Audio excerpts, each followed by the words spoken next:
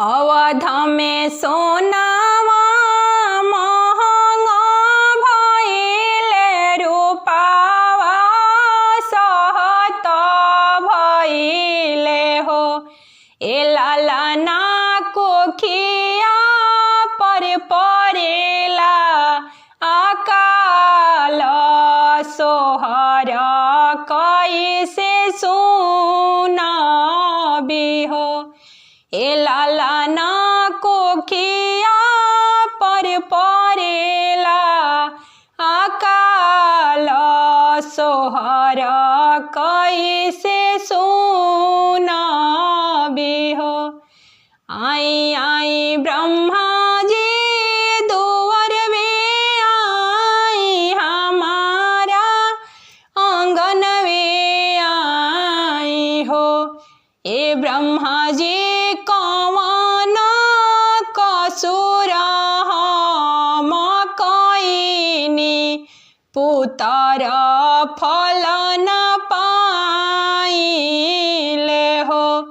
ए ब्रह्मा जी कौन कसूर हम कइनी पुत्र फल न पाइले हो। बड़ही जेठा नाही बुझेलो बैठल गौ के लाते मरलू हो।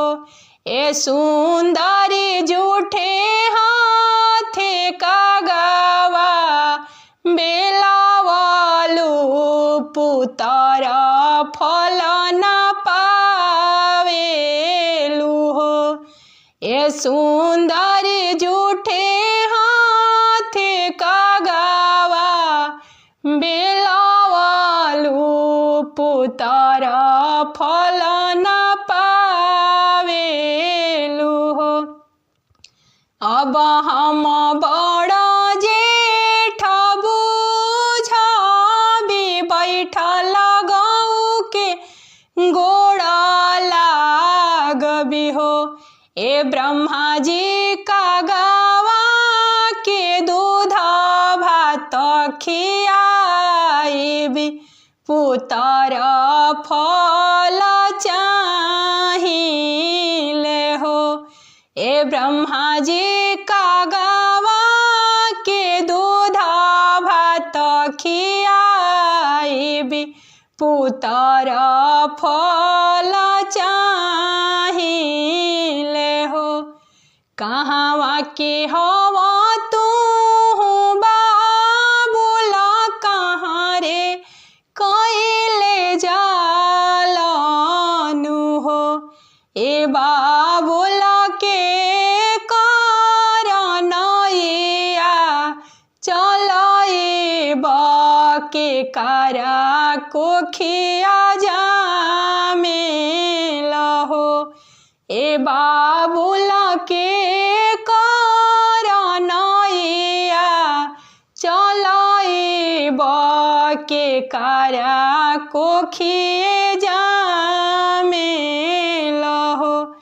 सरग के हई हम बाबुल अयोध्या कैले जाइले हो। सरग के हई हम बाबुल अयोध्या कैले जाइले हो। राजा दशरथ के नैया चलाइबी कौशल्या कोखिया जामबी हो। राजा दशरथ के नैया चलाइबी कौशल्या कोखिया जाम।